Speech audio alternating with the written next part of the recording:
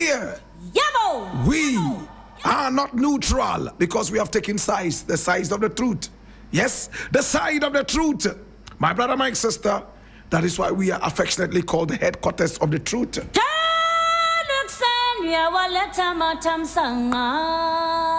This is our daily editorial. It is called the Voice of the Patriot, where we speak truth to power. And today we have a number of issues to look at. Please come along.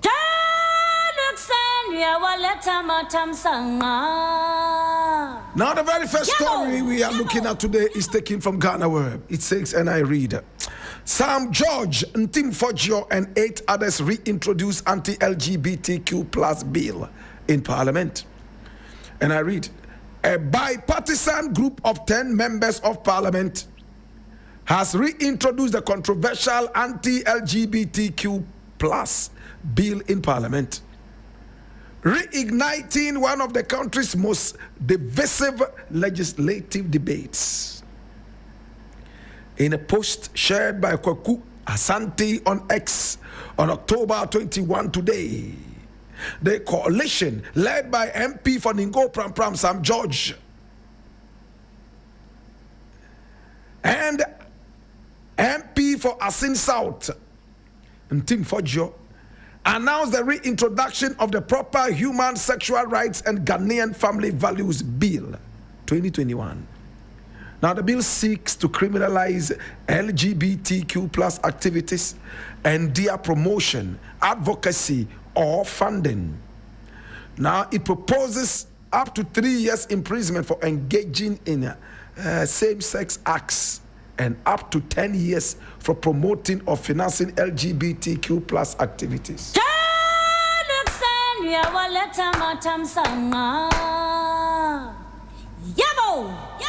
Ntim Foggio is a man who is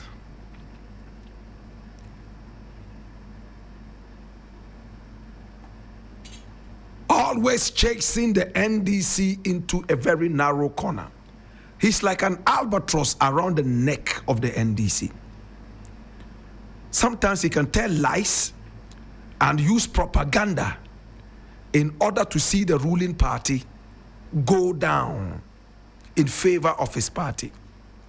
For us in Ghana, that is what politics is all about. Using lies and false propaganda to sideline another political party so we can get a bit of shine. I don't know what kind of politics this is. Another man must fall for you to rise. We all can never rise together. That is their idea of politics in Ghana. It's all about winning an election. However we win the election, whether by hacking or by killing people so we can win, it doesn't matter. After all win be win. If all die be die, then all win too be win. That is what we have in Ghanaian politics. Now, my brother, my sister, Ntim Foggio has decided to agree with the NDC, his bitterest enemy, on this issue of LGBTQI+. I don't know how many people are following. Anything the NDC does, Ntim Foggio is not happy about. He would find some kind of propaganda and falsehood to chase the issue into the abyss. We all remember how he lied about a certain airplane that was sitting on our tarmac loaded with drugs ready for money laundering. We all remember, right? They said he was going to be delivered to the security forces so that at least he would account properly to the people of Ghana. His party has been able to shield him, and it looks like the country has gone quiet over this issue as if it wasn't important. So any idiotic MP like him can come out and make as much noise as they like, tell lies. My brother, my sister, no wonder the quality of our parliament has dwindled to almost zero. No respect. The honorables are dishonorables. My brother, my sister, and it's hurting. If you think Ghana and feel Ghana, my brother, my sister, you wouldn't be able to stomach some of these things. Can we get to the substantive issue? Now, LGBTQI+, they have decided to come together. And Tim Fojo is supposed to be a reverend minister. My brother, my sister, a reverend minister who doesn't care using propaganda and lies that the Bible is against in order to urge his party politically. When it comes to politics, you don't need the Bible. You only need it when you want to do propaganda. My brother, my sister, today they have all united to fight gays and lesbians in the country. Hallelujah. The John Dramani Mahama government so far has proven that it is truly an independent government. Remember when they were talking LGBTQI+ in the days of Nana Addo Dankwa Akufo-Addo? I told you point blank that they did not have the moral right to talk about it. After all, these are the same people you go to begging for crumbs from off their table, the gays and the lesbians. You have no moral right to go to a man who feeds you to control him. He controls you instead. We saw how the Vice President of America came into this country, my brother, my sister, and boisterously, my brother, my sister, braggadociously, she told us point blank that she didn't care what we thought about LGBTQI+. She knew it was a human right issue. She didn't care what our laws said about that. And she was here to force that bitter pill down our throats that LGBTQI+ is a human rights issue. We saw our president, our chicken peel president, my brother, my sister, turn pink. My brother, my sister, in front of this woman, telling the woman, like the house nigger that he was, don't worry, the bill will come to my table. They can never pass it without bringing it to my table. And when it comes to my table, watch how I will deal with it. If they had a way of editing this, they would have done it before it came to the public. But we got it. This was how our president sold our laws out to the people of America. At the end of the day, that bill was never signed under a president who takes the least chance to preach the Bible and to tell you how much he's inspired by the Bible. Yet under him, we saw the most wanton stealing in our country. What dirty people. Every now and then you talk to us about the Bible, but the same Bible is against corruption and stealing. Yet you are at the helm of affairs when it comes to stealing and money laundering. And you still claim that you are the Christians that you want us to believe you are? Under Nana Addo Dankwa Akufo-Addo, we saw stealing at its zenith. We saw money that was dancing under people's beds. We saw money in cockroach holes. We saw money laundered left, right, and center by national security. My brother, my sister, in my mind, with all respect, according to the security investigators, my brother, my sister, today these guys say they want to bring back the LGBTQI+ thing. Since Mahama came, he has not run to the West asking for money.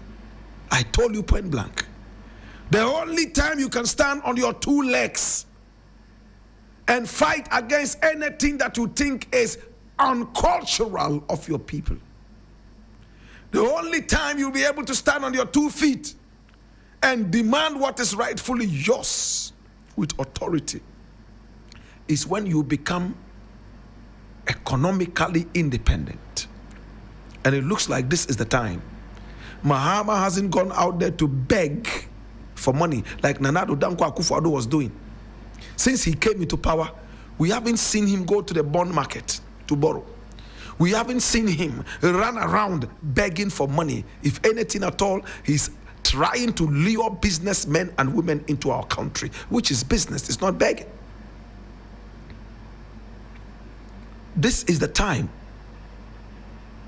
if you may call it so, to be able to deal with the LGBTQI+. And to all other African countries that say they do not like the LGBTQI+ thing, you are only joking if you are still dependent on the West for your daily bread.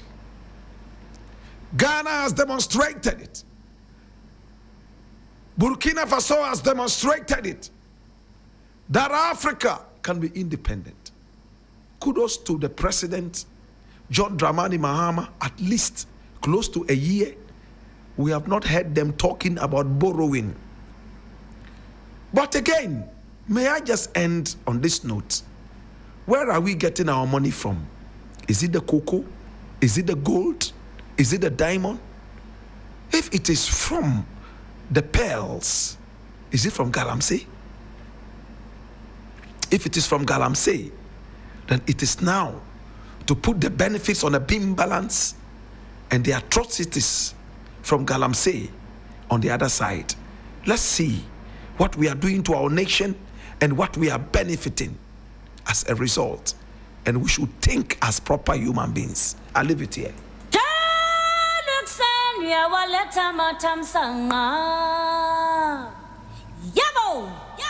Now the next thing I want to look at, my brother, is also coming from Ghana Web. And it says, top NPP gurus behind Wuntumi's ordeal. And this is Mustafa Bande dropping more secrets. And I read, now the Deputy Director of Operations at the Presidency, Mustafa Bande, has provided more details regarding the ongoing trial of the Ashanti Regional Chairman of the New Patriotic Party, Bernard Mchibo-Siakon, popularly known as Chairman Wuntumi. According to him, the trial of the NPP chairman is not a political prosecution or persecution by the ruling government, as many have suggested. Now, speaking in an interview on OKFM on October 20, 2025, that's yesterday, Mustafa Bande stated that Wuntumi's trial was orchestrated by members of his own party. He alleged that some top NPP officials have been leaking information to the ruling NDC government to facilitate its prosecution. His prosecution, I beg your pardon. Now, as for Chairman Wuntumi's trial, his own party leaders are behind it. Wuntumi has not had any fight with the NDC members. We all saw how the NPP held a press conference and told Ghanaians that all the road contracts awarded to Wuntumi in the Ashanti region were not executed. So what sin has the NDC committed? He explained that certain influential figures within the NPP feel they did not benefit from the previous administration. As a result, they are now selling out their old members to the government.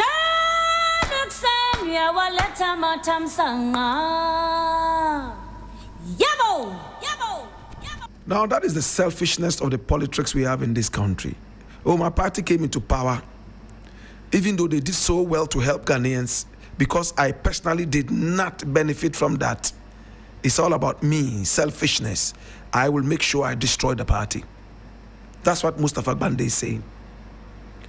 The NPP, my brother, my sister, came into office and selected only a select few. Listen to my grammar. And rewarded them. Now the rest of them are peeved. And for that matter, want to get their own back. I'm speaking grammar. What are they doing, my brother, my sister? They are fighting against their own party and making sure that their party suffers because they did not benefit personally from the exploits of their party. Hallelujah. So you see, this brings me to the same thing why I can never be a politician. Many people approach me and say, Blakk, you could have been president of this nation. Some say, oh, you could have also been an MP. Some say you could have been an assemblyman. Oh, you could have even been a minister of state. Oh, you could have just sat down and then be enjoying political money, throwing your support behind them. But none of this is my calling. My calling is that I am a kingmaker. When from afar I see that somebody has the potential and the acumen, the consciousness, my brother, my sister, to lead the nation, I push without any personal expectations of benefits. And when they make mistakes and we correct them and they don't want to hear, we will give them a public flogging. That's what I'm good at. Making kings. My brother, my sister. And to make kings, you have to strive to stand with and by the truth. But our politics in this country has no respect for the truth. It's all about propaganda, foolishness. My party is in power. Time now to loot. My party is in power. I'm looking for an opportunity to be a minister. Meanwhile, you are a dunderhead like wound to me, no common sense. You want to be a minister. Like the other day, Apia Stadium was asking Mahama to make him board chairman or board member or whatever it was.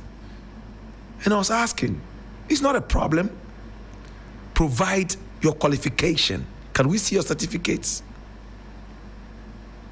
Any man who shouts the loudest when a party is campaigning, the moment the party comes into power, they expect men to become women and women to become men. I'm speaking tongue in cheek. What a joke. You supported a party to come into power. So the illiterate that you are, you must be the Minister of Education. Are you crazy? Minister of what? Huh? You know next to nothing. You don't know the difference between a hammer and a screwdriver. You want to be the minister of what? Minister of what? You don't know the difference between security and defense. You don't know. You want to be the Minister of Defense. My brother, my sister, that is why our political landscape is inundated by people with no common sense. And for that matter, the nation suffers. Presidents are busily trying to reward loyalty rather than competence. What the heck? To the bongo clippings. A lot of these guys that we see in offices, they don't have common sense. Nothing. They do not even understand what patriotism is. Yet, because they shouted the loudest when they were campaigning, it is time for them to benefit. And for them, benefit, that word means personally eating fat. Now, Woon to me is not a smart guy. He's an idiot. Everybody knows. When his party gives him something small, he will go around and make every member of the party jealous. He will come out and say, yeah, make noise all over the place, including going to sit on TV to show gold. Little did he know that he was making his own party members jealous. At a time when the economy had dwindled to almost nothingness. You know what he did? He told us he wanted to buy Chelsea Football Club, a multi-billion club. He wanted to buy. What an insult to the integrity and the sensibilities of the Ghanaian. Your government has drained the whole country into oblivion. And you tease us by telling us that despite our crying and suffering, you had so much money, you wanted to buy Chelsea.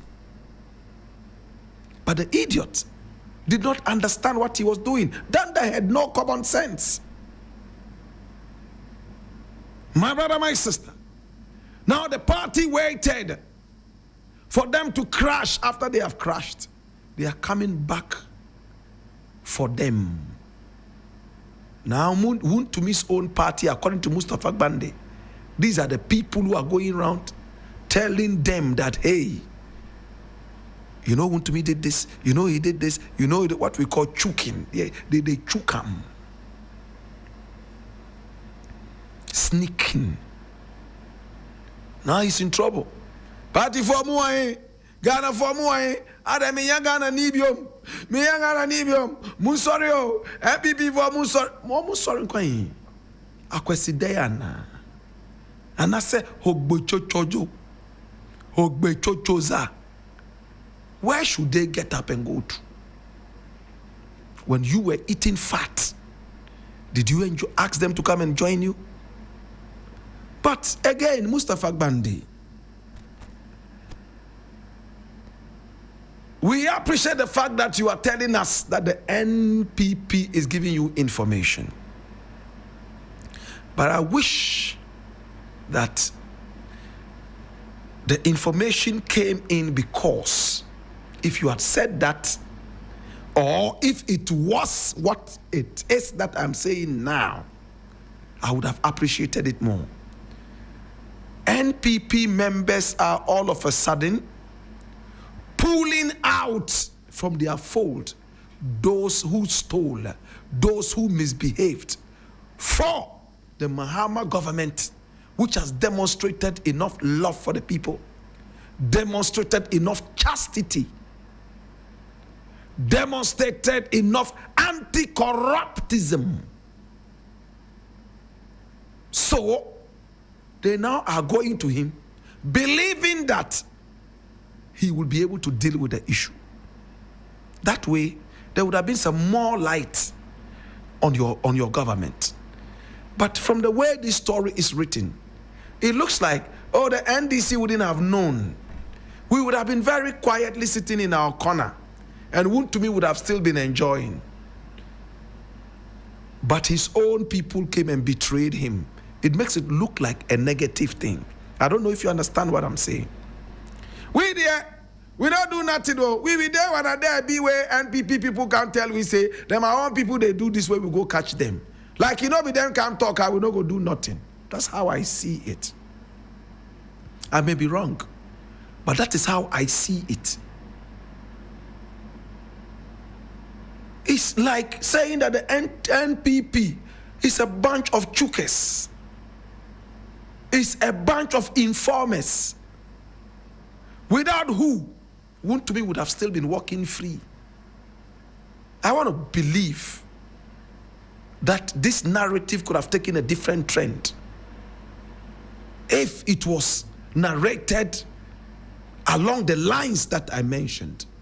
Oh, Mahama has come in, and even his opponents have realized that he's an anti-corruption people and fighting it to the teeth.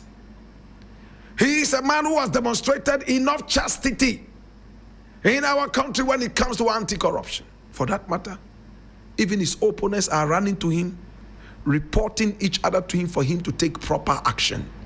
The proper action they couldn't get when they were in power because of corruption. You see how I'm communicating it? That is when me as a Ghanaian would be happy. But NPP people are coming to choke each other. So we there, we don't get problem. Maybe them no come choke each other. It makes us look like we were just sitting in our corner quietly, and then some other people came in without who we would have still forgotten about these people chilling. Think about it. Think about it. So the next thing NPP is going to do is to gather his people and say, you hear what this guy is saying? Let us stop reporting each other. Whoever has stolen, let him steal and keep his money, don't report. So, that's it. Remember, it's about Ghana.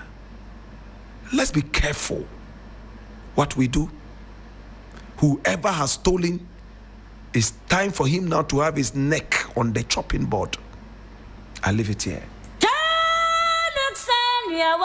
Matam sanga